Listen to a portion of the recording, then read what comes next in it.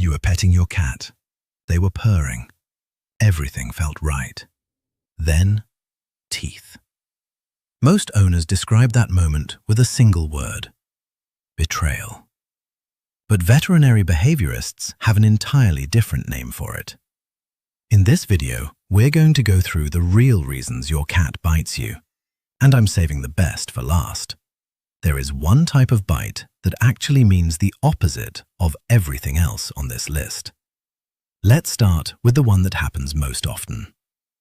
1. Petting them for too long. You're on the couch, cat in your lap. They're purring, eyes half closed. You keep stroking because everything seems fine. Then, without warning, they bite your hand and retreat to the corner. You're left wondering what you did wrong. Most owners read this as a mood swing. Some call their cat unpredictable. But here's what's actually happening inside your cat's body. Feline skin has an extraordinarily high density of mechanoreceptors compared to human skin. These receptors register light touch as pleasurable at first. But repetitive stroking causes a gradual buildup of nerve activation. And once that buildup crosses a threshold, the sensation shifts from pleasure to literal discomfort. Your cat warned you long before the bite. The tail began twitching. The ears rotated backward. The skin along the spine visibly rippled. When those signals go unread, one option remains. That bite is not aggression. It is a functional, last resort communication designed to stop the stimulation immediately. Here's what to do instead. Use the 5-second consent test. Offer your hand. If your cat rubs their cheek against it, you have permission. Pet gently for exactly 5 seconds, then stop. If they lean in for more, continue. If they go still or look away, the interaction is over. That single habit, applied consistently, will rebuild more trust than any amount of reassurance. 2. Touching them when they're already activated. Your cat is at the window, fur raised, tail puffed. There's a bird outside or another cat on the fence. You walk over to soothe them and stroke their back. They spin around and attack you like you're a stranger. Most owners chalk this up to bad timing, but something far more specific is happening here. According to Cornell University College of Veterinary Medicine, when a cat is exposed to a stimulus they cannot physically reach, their nervous system floods with cortisol and adrenaline, locking them into a state of intense predatory or territorial arousal. That physiological state can persist for hours or even days after the original trigger has disappeared. The bird left the fence 10 minutes ago. Your cat may still be neurologically in that encounter. When you extend your hand, they redirect the full force of that arousal onto the nearest available target. That target is you. This is the most dangerous type of cat bite and the most misunderstood. When you see those signals, puffed fur, fixed stare, lashing tail, do not make contact. Pull the blinds to remove the visual trigger. Offer a quiet, darkened space and let them decompress on their own timeline. Time and space are the only tools that work here. Before we get to the next one, if this is already shifting how you see your cat's behavior, hit like and subscribe so we can reach more cat owners who want to understand what their cat has been trying to tell them. 3.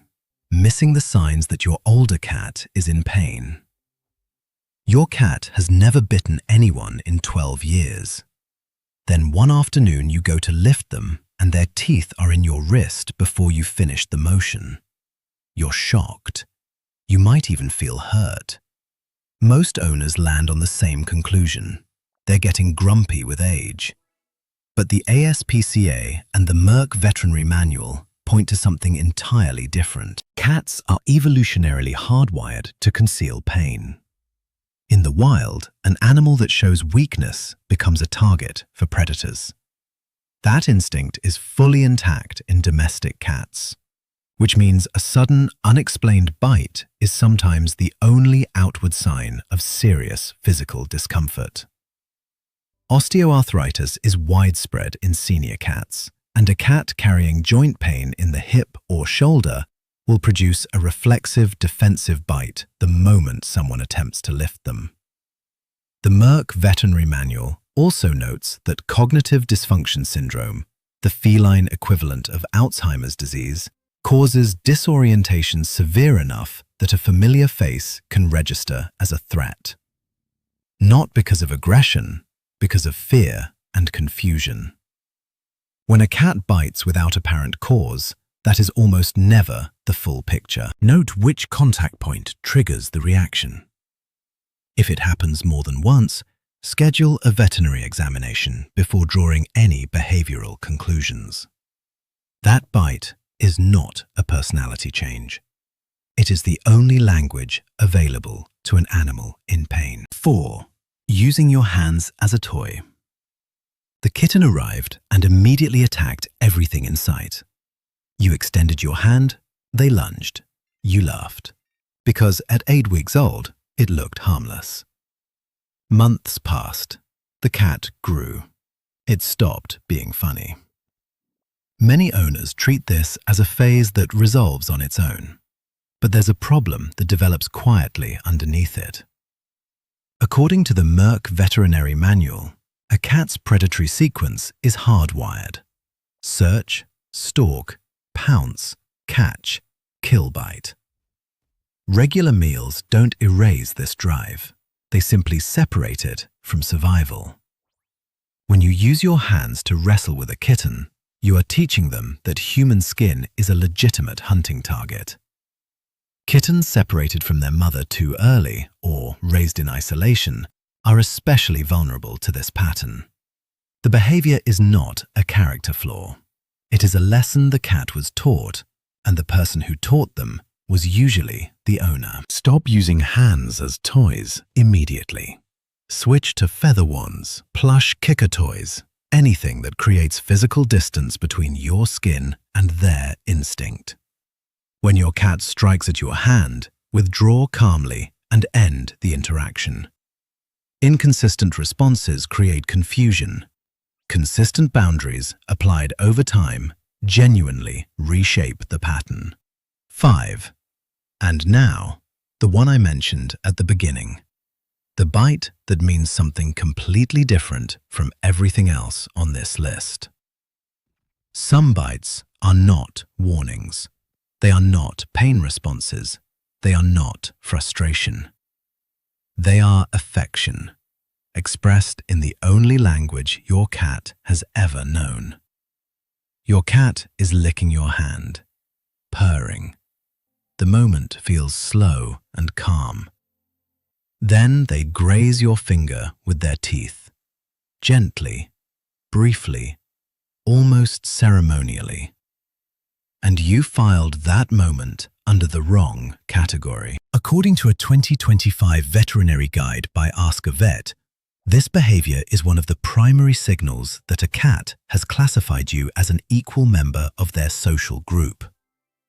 In feline-to-feline interaction, cats perform mutual grooming, allo-grooming, by licking and then lightly biting one another. This is the language of the inner circle. When a domestic cat extends that behavior toward a human, they are placing that human inside their social world, not tolerating them, not coexisting with them, claiming them. Distinguishing this from a defensive bite is straightforward once you know what to look for.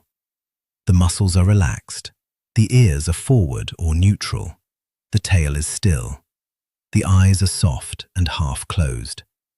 In a fear response or pain bite, none of those things are present. In a love bite, all of them are there simultaneously. And consider this. Of every person and every surface and every object in your cat's environment, they chose to direct that behavior at you. So the next time your cat bites you softly while purring, read the full context before you react. Odds are, that wasn't a warning. It was the quietest, most specific thing they know how to say. The good thing is, none of this is permanent. Every single day is a new chance to read what your cat has been trying to tell you, and to respond in a way that actually makes sense to them. Now you know what that looks like.